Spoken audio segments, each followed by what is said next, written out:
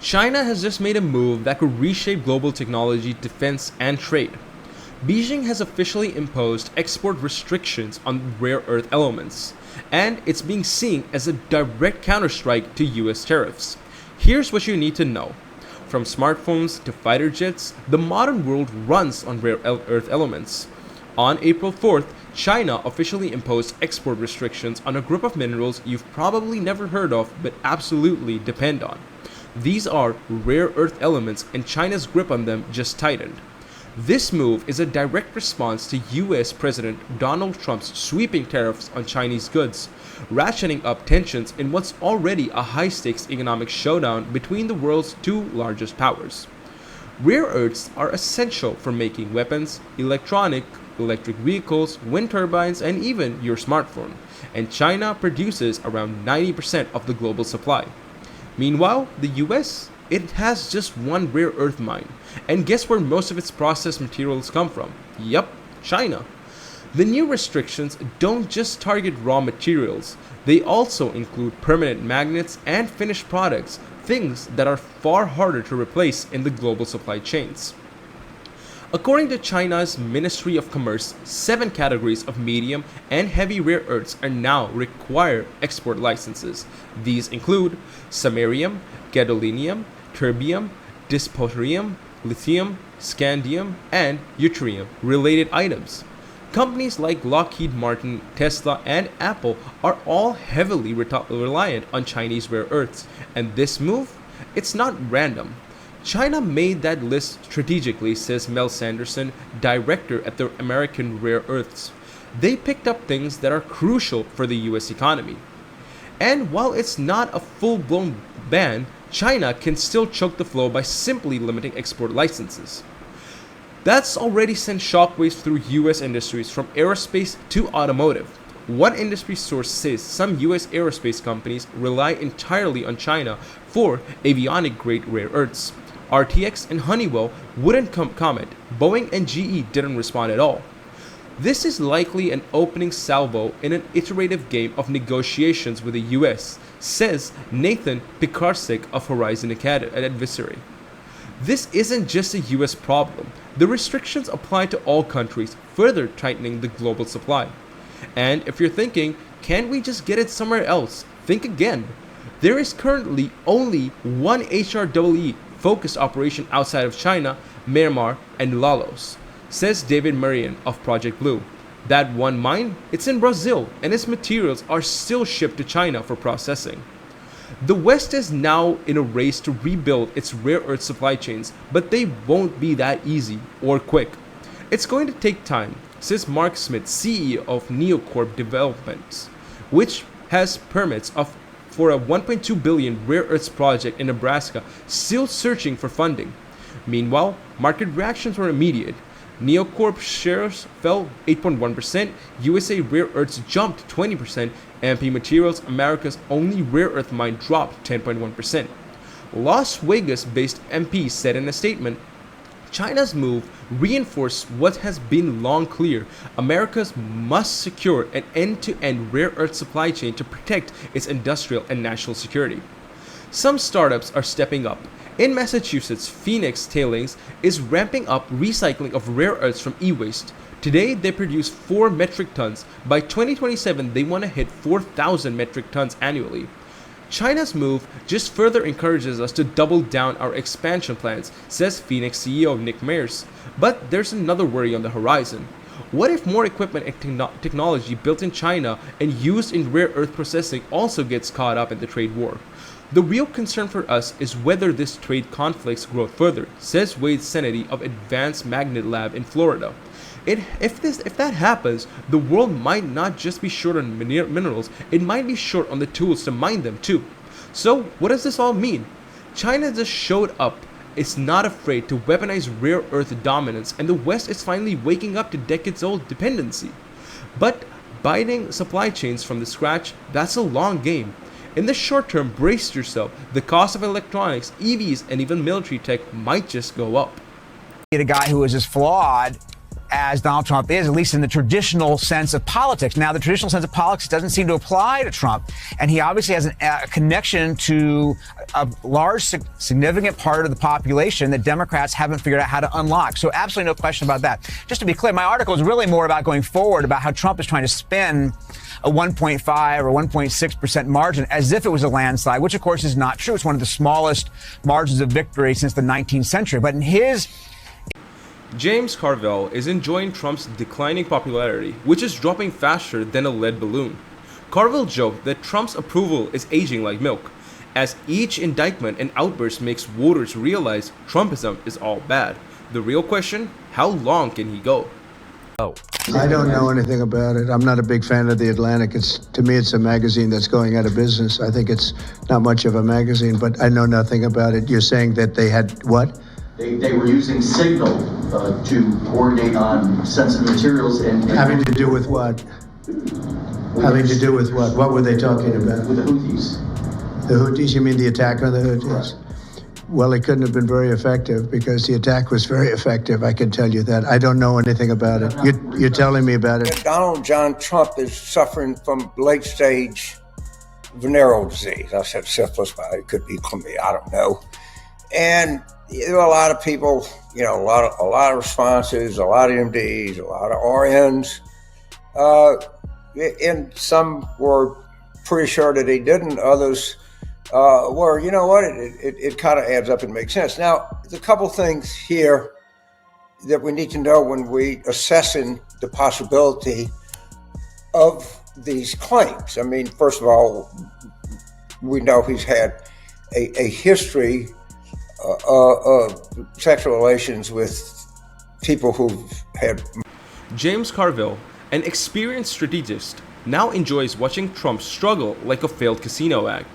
Known as the Raging Kuhan, Carville earned his reputation by helping Democratic underdogs win with his humor and sharp insight. That boy ain't right. Can I tell you something? There's nothing right about him. That boy really ain't right in every way. Carville doesn't just defeat his opponents, he ridicules them. He once remarked that Pennsylvania Republicans would choose an inbred ham sandwich over a Democrat. He avoids subtlety and isn't about to start, especially with Trump, who consistently makes political blunders.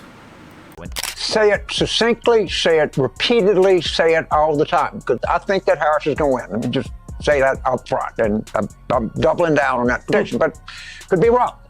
So Trump wins, he does that. You know what the media's going to do? They're going to go to a diner and start interviewing people. They say, well, I had no idea he said that. Or they're going to go to people on the street. Well, we have the man on the street. Trump has arrested Nancy Pelosi, and you voted for Trump. Well, so if I'd have known that, I wouldn't have voted for it. That's because we didn't do a good enough job of telling. Carville has honed his skills in a political strategy, while Trump runs his campaign like a reality show full of blunders. Carville, experienced in war rooms, must find it easy compared to Trump's focus on self-promotion and failed universities. Invitation to you a month ago when you first wrote those words, because we thought, what will Carville say when that deadline comes? What do you think?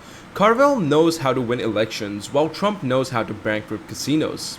Now, Trump is losing in public opinion, not just the courts. Carville sees this as Trump's support shrinks even among his base due to his 91 felony charges and limited vocabulary. Carville enjoys mocking Trump, knowing he's right. Trump act is getting old, his anger and compliments are tired. Even his supporters are starting to wonder if it's time for a change. We have a president who is siding with Belarus and North Korea and Russia. I'm sorry, that's a crisis. We have a president that has appointed some of the most incompetent people you can imagine to the United States Congress. We have a president who is starting a trade war with our three biggest trading partners, and we're watching the beginnings of which could be a financial meltdown that we can. Carville knows Trump's power is fading. Every rant pushes him further into irrelevance. His approval dropping fast, like his casinos. Even Republicans are backing away. The GOP sees the warning signs. The GOP sees the danger ahead. If you go to the Drudge Report, and I think it'll still be up, there's a story that talks about Trump having hand cuts, and you can link to it. They don't look like cuts to me. They look like sores. And I've asked a number of MDs what medical condition manifests itself through hand sores, and the answer is immediate and unanimous: secondary syphilis. All right, I think there's good. Trump's 2024 campaign flips between rallies and courtrooms. Stadiums are out. Now he's waiting outside courtrooms facing 90 felony counts. Fraud, documents, drama. It's all routine now. The best part? Trump once claimed he could shoot someone on Fifth Avenue and keep voters. Turns out he didn't need to pull the trigger. There's been concern among many people on the Democratic side about how Biden is faring. You took it up a notch, and I heard about this from people in Washington. Heard the White House noticed it. You said the voters don't want this. That's in poll after poll after poll. You can't look at what you look at and not feel apprehension here. That landed in the New York Times. Obviously, like I mentioned, you speak precisely for a reason. And here's some more. Some Trump loyalists still cling on, but many see he's fading. His worst fear: James Carville isn't just watching the fall, he's mocking it. For him, Trump is spoiled milk, a sinking ship, and a dazed boxer still swinging. With every Trump misstep, Carville delivers another cutting remark, releasing the moment he always expected. Years. Let's assume the election was November the 3rd of this year. And they said the candidates are Joe Biden, the Democrat, Donald Trump, the Republican, Joe Manchin and Larry Hogan, no labels, and Cornel West. Trump would be a betting favorite, all right? And so somebody... Carville knows it's not just the lawsuits, it's exhaustion. People are tired of the chaos, the rants, the same old drama. Trump's not losing from scandal. He's losing because he's boring. Even the loyal fans are thinking, are we really doing this again? We have a guy in the Oval Office that at best, the best interpretation of him, he's anti-American. I'm beginning to come to the conclusion that he actually hates the country. Yeah. Not that he's, it's the only thing that in my mind, that can... Carville sees Trump's brand fading, not with a bang, but through a slow, embarrassing decline, and he's mocking it every step of the way. The real question? Does MAGA die with Trump, or morph into something even stranger? His would-be successor, DeSantis, Haley, and others struggled to match his appeal. DeSantis tried but came off as robotic. Haley wants MAGA support without fully committing, a risky game. The rest are either too afraid to challenge Trump or too dull to stand out. And I think she's got this piece of barbed wire and is sticking it right up his fat fucking ass. Yeah, that's right. You think about this. Going in and out. And he's begging, oh, please, Melania. And she said, you know what you did to me with Stormy Daniels? Do you know what you've done to me with all your vulgar talk? Do you know what you've done to me the way you pay no attention to a child? Do you have any idea of what I think about you? And then... Carville calls it a gift. Trump's decline is pure theater. The GOP's left with knockoffs, the media tuning out, and even the jokes feel recycled. Trump wasn't made to fade quietly, but honestly, he wasn't built to last either. Last crisis, you have a chance to build it up. And by the way, this is a war that's not going to be culminated in the short. The first major battle is going to be the first Tuesday in November of 2026. Yeah. So let's leave the Light Brigade in reserve right now. I'm not saying we shouldn't use it, okay? But let that not be our first thing. And so that's my rationale is I just want to tell people, yeah, we got to do something, but we got to do something smart that has a long-term plan. Trump's collapse isn't sudden. It's slow, messy, and almost funny. Every scandal should have ended him, but he keeps digging. He's like a gum on a subway seat, loud, sticky, and getting worse. Carville's watching, grinning. Is Trump done? Maybe. Does he know it? Not a chance. Debate. I watched 3 minutes, I took 2 gummies, and I started listening to country music because I knew this thing was not going well at all. No. It was too painful to watch, but I can show you that to this day I could walk back to the room I was in the hotel, and I texted the director of the documentary, and I told him I'm taking 2 gummies and watching country music. This is too. Trump's not falling to scandal. He's fading into irrelevance. The media moved on. The GOP's eyeing life without him. Even his base is tuning out. Sure, there might be one last stunt, but the grip he once had, it's gone. Treat this like the moment it is. The whole experiment of the United States is at risk. Let's act like it. Let's don't do stunts and candlelight vigils and all that other crazy, goofy stuff they do. This is where we are. Let's rise. America's about to do the unthinkable. Tune Trump out. No cameras, no headlines, just silence. And that's his real nightmare. Not losing, but fading. Carvel's laughing, watching Trump yell into the void. The crowd's gone, the spotlight's off, and that's all that's left is noise. Leave the stage. Jack dropped 4%. Elon Musk went on Larry Kudlow's show and said we ought to either cut or eliminate Social Security, Medicare, and Medicaid. How do you get in front of that? All right? There's no way to do that. So my point is, do you want to go there and bang canes at the State of the Union, or flash auction signs? Or do you want to have a dignified and determined response to the absolute threat this poses to the United States? Carvel's final prediction? Trump won't crash out, he'll fade. The show's over, lights off, seats empty, and Carvel, he's laughing, watching Trump perform for an audience that's already gone. So yes, they're handicapped. So I will not laugh at them or with them. It's a very strange example. I mean, it's not an example because there's never been anything quite like it, but Trump has more in common with David Brent than he has JFK. You know, he's a man who wants to be loved, who wants to be famous.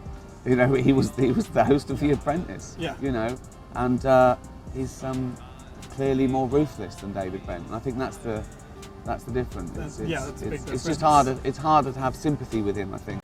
Nobody's safe when Ricky Gervais grabs the mic, especially not Donald Trump. With a smirk and a drink, he unleashed a brutal roast that scorched harder than a Florida summer at Mar-a-Lago. The crowd roared, the internet lit up, and Ricky sealed another iconic moment in comedy history. What's happened is, when you've had privilege so long, equality feels like oppression. They're basically saying, some people want some of our equality. Yes. Well, of course they do. Yes. That's it. Damn them, damn their eyes. And one of them ended up president. That's the ultimate offence. I'm nearly numb to it now. I didn't even bother commenting on that tweet the other day where he said, if I had, even if that terrible shooting, I'd probably have gotten in there even if I didn't have a weapon. That's what a 10-year-old says. I could beat up a lion. I could fight a lion if I had to. It's funny because when I first heard Trump was running, I thought it was a bit of a joke, but now it's getting serious. So I don't know whether to laugh or not, and I don't know whether I want him to get in just to see what happens or to nip it in the bud. But it's fascinating from an outsider's point of view that it's about fame again. He's going to get in because he's famous, in a way. You know, he's playing that card, and this film's about that. My wife plays that character who thinks the world owes her a living, who wants all these things just because she wants them. You know, and we're meant to, you know, it's odd. It's odd that you've got a future president bragging about how rich. The moment Ricky hit the stage, the energy snapped. This wasn't your usual polite applause for some billionaire or politician playing it safe. This was the kind of tension that builds up when someone's about to speak raw, undefined truth. He smirked, said it all. No pandering, no sugarcoating, and absolutely no passes for a certain former president.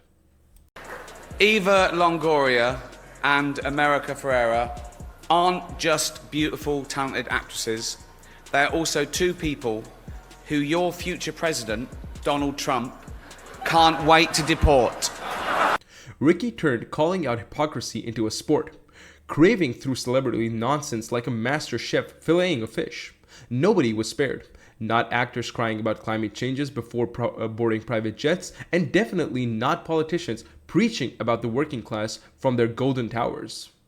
You have a reality star who's running for president. You have a plan for Donald Trump, though, what America should do. Well, first of all, I can't get enough of him.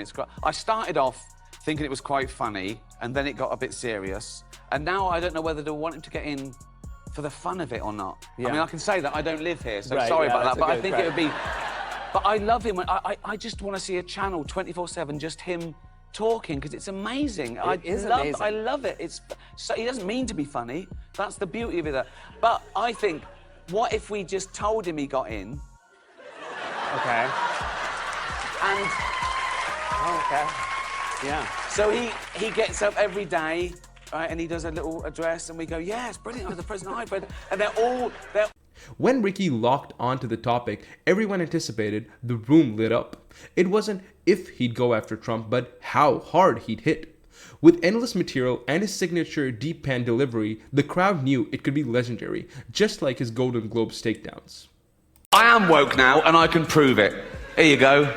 I love illegal immigrants. Yeah, sue me now. Sometimes I go down to Dover for the day, right, and I look out, right, and look for a boat, and I see a dinghy with about 60 of them, and I go over here like that, right?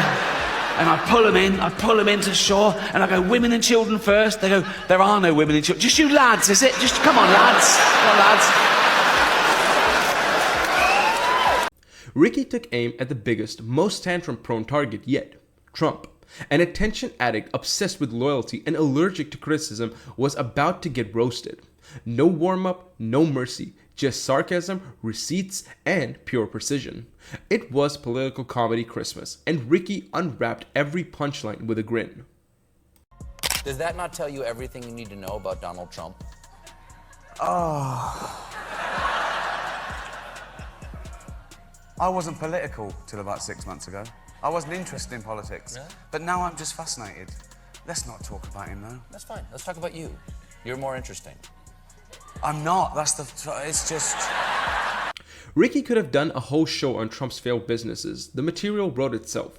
Steaks, airlines, and a fake university, all branded disasters. Yet Trump still started like a business genius surrounded by yes men. Ricky didn't just have to try. One jab, how do you go bankrupt running a casino, and the crowd exploded. While others tiptoed around Trump, Ricky ran straight through the fire. No fear, no filter, and that's what stung the most. Ricky was everything Trump wanted to be. Untouchable and brutally honest. Crazy right now in the States. It's so divided. Have you seen that reflected in the audiences that you perform in front of? No, I haven't. But I don't get very political. Certainly not party political. I do it implicitly. I talk about stupidity, misunderstanding, arrogance, lies, all these things that are part of. Trump spent years chasing Hollywood's approval, only to be roasted by one of its sharpest comedians. It was like begging to get into a party and just to be laughed at and shut out. The crowd howled, viewers were glued, and somewhere Trump was probably rage tweeting. Ricky didn't just roast him, he slow cooked him, severed with sarcasm and zero effort. Every joke hit like a knockout, and the laughter said it all. Trump lost the second Ricky opens his mouth. 4 months ago, Yeah. and now it's the only thing I talk about. I get up in the morning, and I can't wait for him to get up and tweet. Well, I cannot wait. same It's my here. it's amazing. It's just what's he gonna say? Which is mental. It's like we've got a celebrity running the biggest country in the world. It's but say no more. It's a president, getting into the Twitter wars with Arnold Schwarzenegger. It's Crazy. bizarre. It's off the sky. Think of that a few years ago. I mean, it's unimaginable. But I still try and keep the politics out of funny. Ricky made roasting Trump look effortless. Just a sip and a savage line. The scandals, lawsuit, and ego gave him endless material. Trump's wealth, tax dodging, and need for attention made him a walking punchline. He even picked a fight with a hurricane. One of the best hits, Ricky used Trump's own words against him. No exaggeration needed, just repeat the contradictions and let the absurdity speak for itself. This week, he is fighting a prisoner of war with brain cancer and a war widow who's 6 months pregnant. That's the president fighting these people on Twitter. Yeah, that's amazing. No, it's think of it. Yeah, sometimes you sit back and... The moment Ricky dropped the killer one-liner, the crowd erupted, and Trump had no comeback. He mocked Trump's obsession with winning and desperate need for Hollywood's approval and hit hard. While Ricky shrugged and moved on, Trump fumed, pretending no one laughed, but everyone did. Truth Social lit up with the usual meltdown, proving once again Trump can dish it out, but the second it's aimed at him, he crumbles. Thinking, if you were to host, say, the National Film Awards, and you had to introduce Donald Trump on stage, for example, what would you say? Oh, what would be your introduction? You've really brought the tone down. What would be your introduction? Oh, God. It's an odd one, that, isn't it? That could be the introduction. Yeah, That's it. He is an odd one. That's what you got to say. That could be the introduction. Oh my God! I don't know what I'd do in that position. I mean, I think I'd have to seize the day. And again, I couldn't go, please welcome the President of the United States. No. It's not so normal. I think I'd have to go for it. But then again, The best part? Ricky didn't even respond. He didn't need to. Trump's meltdown proved the joke hit home. The internet lit up with memes, late night hosts replayed the burns, and celebrities piled on. Social media became a comedy war zone, and Trump was the only one not laughing. In an age of spin, satire hits harder than ever. Ricky's roast worked because it wasn't just funny, it was true. He had nothing to lose, no agenda, just the freedom to say what everyone's thinking. And when the whole room laughs and nods, that's truth hitting its mark. I think he's got that childlike narcissism that he's sort of, if he says it, it sort of might be true. But Yeah. I think there's a bit of troll about him. And there's no one in his life to tell him that he's being a wazzock. He's never had to does that? do or achieve anything in his life. This is a man who's, people fell for him because he was a good businessman. Well, actually, someone looked at it, right, and they worked out that if he'd have just put his acquired, inherited wealth on the top 50 stocks, he'd be $6 billion richer than he is. So he's effectively lost money over his... Trump wants celebrity status but can't handle the spotlight. He keeps picking fights with comedians who are built to shred egos, and he always loses. You can spin facts, but there's no defense when the room's laughing at you. He can't resist jumping in even when he's already losing. The only question is how badly he'll fumble the response, maybe with a rant about woke Hollywood elites, missing that Ricky roasts everyone, not just him. Politics till the last sort of couple of years, and now I am. Now I can't wait for him to wake up and tweet. George Conway obliterated Trump live on air with calm precision, dismantling his lies and lawsuits without raising his voice. Trump, expecting the usual, left looking like a broken wind-up toy, unable to adjust before Conway's surgical takedown. I was offered the job of head of the Civil Division of the Department of Justice, and I filled out all the forms. They ran my background check, and I was interviewing people who were going to work underneath me. I was sort of far along there, and then I just started having this queasy feeling like I don't really want to work in this administration because of what I saw. George Conway, a legal powerhouse, delivered a verbal smackdown so sharp it left Trump embarrassed. A Supreme Court winner in Morrison versus National Australia Bank, Conway was even considered for the top DOJ roles. And as Kellyanne Conway's husband, he truly keeps his enemies close. So here's the rub. He doesn't think there's anybody else in the world other than him. Right. Because he is the world's ultimate narcissist. So in his universe, he is the only person, and he is certainly the only person that matters. We don't really exist. We are just sort of objects. On the broadcast, Conway dives into Trump's failures, highlighting his talent for turning golden opportunities into disappointments. It's as if Trump has reversed Midas touch, turning everything into material for late-night comedy sketch. I think everybody overthinks this guy. There is no strategy. There is no thought. And the brand is just him. He lives in this world where there's just him. okay? But it's not just Tim, George. It's a hell of a lot of people out there who've gotten sucked up into this thing and that are perpetuating I agree with that brand. I'm talking about in his mind. Okay. None of us matter. Those people don't matter. They're not real people. He doesn't care what happens to them. If they show him adulation and they do what his bidding, that's good. If they don't do his bidding, he will destroy them. He will discard them. None of us, in his mind, okay, he's someone as a man with no empathy, a man with no conscience. Conway highlights Trump's business ventures as reality TV disasters, from failing casinos to a disappointing university. His business history is a how not to guide with stakes vodka and airlines that crashed and burned. Therefore, he can violate no laws because he is the law. He interprets the law. And not only that, according to Napoleon, apparently that is allegedly a quote from Napoleon, translated from the French, which obviously he does not speak. He is saving the country, and therefore, from Sleepy Joe, who was out there just running amok over everything because he was so energetic, and he is saving the country, therefore he can violate no laws, which is convenient because he is the one who gets to decide whether he's violating any laws. So he's already decided it. We don't need a legal system. We don't need a constitution. It's done. Life is very easy in the world. Conway critiques Trump's political mishaps, likening his leadership to a bull in China shop. Trump's foreign policy, full of grand promises but shaky foundations, and his friendship with the dictators alienated allies and turned the geopolitical stage into a chaotic, unsettling soap opera.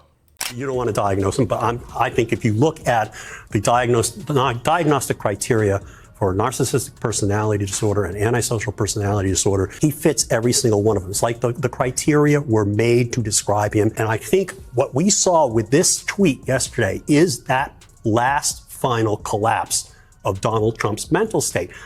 You think about it. Those were like 50, 60, 70,000 people in the aggregate in five rallies in different states. That's loopier than saying that the moon landings were staged, because there were tens of thousands of people were there. To think that is crazy, and to try to sell it to people is just as crazy.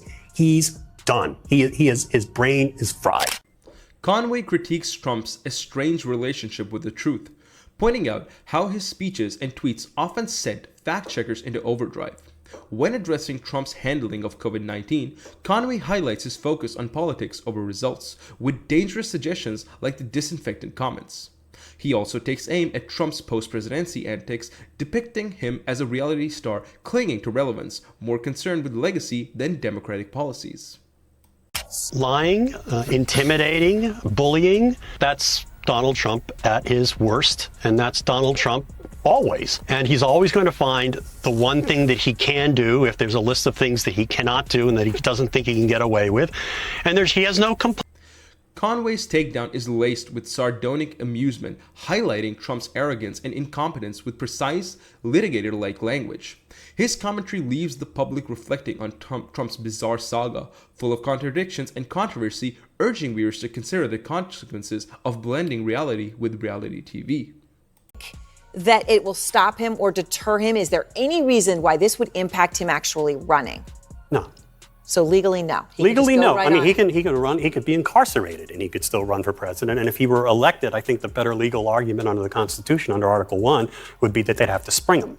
But I don't think he's going to get elected. But I do think he is going to run. I think he's going to make a big issue out of his legal troubles to say that he is persecuted. He's going to say they're persecuting me. He's already said it because they want to persecute you. And he's going to say, and if the violence erupts, he's going to say, it wasn't my fault. As the broadcast ends, Trump, likely at Mar-a-Lago, fumes, drafting a tweet about a takedown he never saw coming. George Conway, an Ivy League-educated conservative lawyer married to Kellyanne, should have been a perfect hit for Trump's camp, but instead, he became Trump's worst nightmare. A brilliant, no-nonsense legal mind, Conway tore through Trump's defense. While Trump focused on insults, Conway stacked legal wins, earning a reputation as one of the sharpest conservative minds. And help himself but emotionally react to things. But one of the things that he's a narcissistic sociopath. That's the thing everyone has to kind of get used to. It's the reason why you cannot normalize him. You cannot treat him like a normal human being because Trump thought he had a loyal ally in George Conway back in 2017, even considering him for roles in Department of Justice. But by 2018, Conway had enough of Trump's chaos. While Giuliani defended him on TV, George took to Twitter and op-eds using his legal expertise to tear down Trump's administration. Then came the Lincoln Project, co-founded by Conway to sabotage Trump's re-election with relentless strategic attacks that drove Trump mad. what we're seeing now is, as you put it, an implosion. And this, I believe, is what ultimately was always going to happen, the final implosion of Donald Trump. I mean, it's like Hitler, when Hitler was moving around divisions that didn't exist in the last 10 days of the war in the Führer bunker. I mean, he has completely lost it. This post is beyond question delusional, but it was also inevitable, because what's happening here is he realizes he's under more pressure than ever, because he's not just running for the presidency, he's running for his freedom. He's going to go to jail if he does not win the presidency, and he can see that now. And that's why he's doubling down on the unreality. It's partly it's for self-soothing, partly it's just because he can't help it. He's a pathological liar, being a sociopath. And what we're watching is I mean, we're going to make fun of it because it helps provoke him into self-destruction, which is what the country needs, but it's actually very... Picture Trump watching Lincoln Project ads exposing his failures, realizing the mastermind is George Conway, married to one of his closest aides. Conway didn't back down. Using his deep understanding of Trump's narcissism to dismantle the myth of his success, he calmly highlighted Trump's bankruptcies and legal troubles, letting Trump actions speak for themselves. And all of this while married to Giuliani, living in a political soap opera that became a national metaphor for Trump era. The White House counsel who handled, in the Trump administration, handled the Mueller investigation, went basically on a national television the other day and said, Trump's going to go to jail for this. And he should, and he will, because the obstruction case is just so strong. You think so? Do you agree with George Conway? What an irrelevant guy. I mean, I don't even want to address him. I don't see what the basis for his knowledge is. He's just a fluff. You know, he's somebody that goes on Twitter and just talks a lot, but has... George Conway's live TV takedown of Trump was a public betrayal that hit harder than any political rival's critique. As a conservative, Conway's attacks on Trump dismantling of law and order was personal. Trump responded with childish social media rants and insults, but Conway remained calm and relentless, dismantling Trump's illusions with every sharp remark. Definitive, if there was any question about the Republican Party, what it is and what it means at this moment. It's a cult. I mean, that's the only way you can describe it. And everyone has, it consists of basically two groups of people, mostly. Some people who have basically completely lost it, you know, the people we see in the House of Representatives. And then there are people who are basically... Conway doesn't have to search hard for Trump's disasters. They're everywhere. First, there's the hush money scandal, where Trump tried to cover up payments to silence adult film stars only to make things worse. Conway highlights how a real leader handles situations like Charlottesville, unlike Trump's vague response to white supremacists. Then the Mueller investigation, where Trump's obstruction turned a crisis into a constitutional nightmare. I want to go through another, I'll call it interesting, political story with you. There's an online video from a group whose members include George Conway. Trump built his empire by burning bridges. Michael Cohen, his former fixer, was thrown under the bus and quickly flipped, exposing Trump's shady deals. Loyalty was demanded but never returned. John Bolton, once hailed as a strongman, was ousted and publicly thrashed when he didn't back Trump's foreign policy. Bolton responded with a best-selling book revealing the chaos behind the scenes. He's right. You're dealing with somebody who's lying constantly. You can't spend all your time fact-checking. What do you do about a scenario like this? Well, look, I think in 2016, that was a challenge because, again, as I said previously, we had never run against a candidate like Donald Trump before. And so we were spending a lot of time trying to, fact check him and making sure reporters knew that he told 75 lies per speech and then trying to push back on those lies. The pattern is clear. Rex Tillerson, Jeff Sessions, Omarosa, and Bill Barr all fell out with Trump after being discarded for not following his whims. Giuliani Conway, once a loyal defender, lost her husband's support as George Conway watched Trump violate legal norms and disgrace the Constitution. Trump didn't just lose Conway's backing, he gave him a platform to speak out. And Donald Trump doesn't care about any of that. He only cares about whether a particular crisis can be used to manipulate manipulate the public. And that's why he's willing. Conway's call-out highlights Trump's self-destructive behavior. He had the chance to surround himself with capable people, but chose enablers, turning anyone with integrity into an enemy. Instead of just alienating people, he gave them the ammunition to bring him down. Each time, he reacts the same, flailing, attacking, and digging deeper. Conway didn't create his scandals. He simply reflected them, and Trump predictably destroyed the mirror. Trump's legacy is one of discarded allies, each leaving with increasingly damaging stories. Conway just pieced it all together and made into a self-disaster. Their father was not there to cheer his sons on. Donald Trump not showing up to watch his kids testify in a fraud trial is the Trump family version of not showing up for their school play. Don Jr. went first today and took a page from Dad's book of gripes. Before even having a day in court, I'm apparently guilty of fraud for relying on my accountant to do, wait for it, accounting. Here's the thing. Never wait for anyone who says, wait for it. Just leave immediately. You go, wait for it. No, I'm not waiting for it. And go. Trump is a walking joke, always setting himself up for failure. Stewart didn't have to look far. Trump provided all the material. Each time Trump doubles down or lies or throws a tantrum, he tightens the noose. Stewart's takedowns exposes Trump's inflated ego, showing that the emperor isn't just naked, he's streaking. Amazing night in Miami with my father, just electric. The MAGA movement is alive with my father. The reception we received with my father, Dana White said it was the most incredible cheer with my father of someone walking into the arena in his history of doing it. An insanely awesome evening with my father. Jimmy Kimmel's smirk says it all. Trump and his family are a goldmine of punchlines. Kimmel effortlessly turns their blunders into primetime comedy. Trump whines, Don Jr. fumbles like a glitchy AI, and Eric just exists. And what is your job exactly? I mean, seriously, besides yelling at your laptop, what is it that you do for a living? What do you write on your tax return, son? Donald Trump Jr. is the only guy in America who claims himself as a dependent. Fox News. Give me a personal read, if you don't mind, Eric, what you want the audience to understand about how your father processed what happened to him and what he communicated to your kids about what they saw and how it affected him. Yeah, well, he called me from the hospital. I think that was the first phone call that he made, and obviously let me know he was okay. And it was a kick to the stomach, to say the least. When you're seeing that, I mean, Chris, you didn't know. Obviously, you saw blood coming out of his face, but you heard multiple shots. You didn't know if he took shots to the torso. You didn't know where else he was hit. You didn't know if any of those agents. Kimmel's on fire, roasting the Trump sons.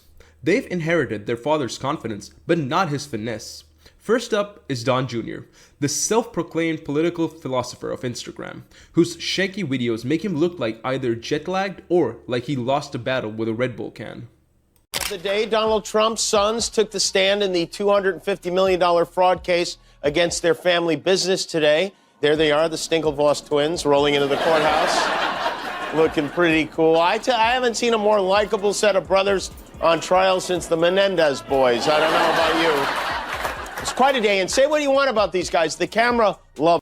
Kimmel mocks Don Jr. for trying to sound tough online, using buzzwords like rhinos and woke, but coming off like a guy returning a used mattress. Then there's Eric, sweet, bewildered Eric, with the charisma of a breadstick and the IQ of a decorative pill. Just saying his name cracks up the audience. Got a call, your father's been shot. I saw the picture, the sort of defiant, fist pump, after 5 seconds after getting shot, and I guess we live in an era where everyone sort of thinks they're a badass because they're on the internet and not really up front, but he just got shot and he comes out, sort of defiant, ready to fight for our country. And I just said, hey, you're the biggest badass I've ever met, and I probably could not have been legitimately more proud ever, as a son, to have that kind of approach. Because again, everyone thinks they're going to act that way. A clip of Eric defending his father is pure gold, stumbling over sentences like an obstacle course. Kimmel quips it's like watching a golden retriever explain the stock market, sending the audience into laughter. Kimmel then rolls out, Trump's kids say the dumbest things, showing Eric and Don Jr. botching history and geography. If you asked Eric to name 3 states, he'd say America, Texas, and Florida, Kimmel jokes, and the crowd erupts. On the other side of humanity's coin, we have Donald Trump Jr., who was in court again this morning. There he is. You hear the protesters chanting, crime family, and that is basically what these people are, a crime family, a very dumb crime family, the Gambozos, if you will. And Don Jr., he's so embarrassing. He's on the stand, he's testifying in this $250 million fraud trial, and he has to compliment, he said his father is an artist. In Florida, Trump fumes, ranting about failing Jimmy Kimmel and rigged ratings, but it's too late. His sons have been steamrolled on national TV. Don Jr. rants on Twitter, misspelling loser, while Eric's still confused by the golden retriever joke. Meanwhile, Kimmel mocks Don Jr.'s social media disaster, joking he has the energy of a guy at a party explaining Bitcoin. The crowd erupts as Kimmel quips, I don't know what's worse, his misunderstanding of the Constitution or his appearance after running up 4 flights of stairs.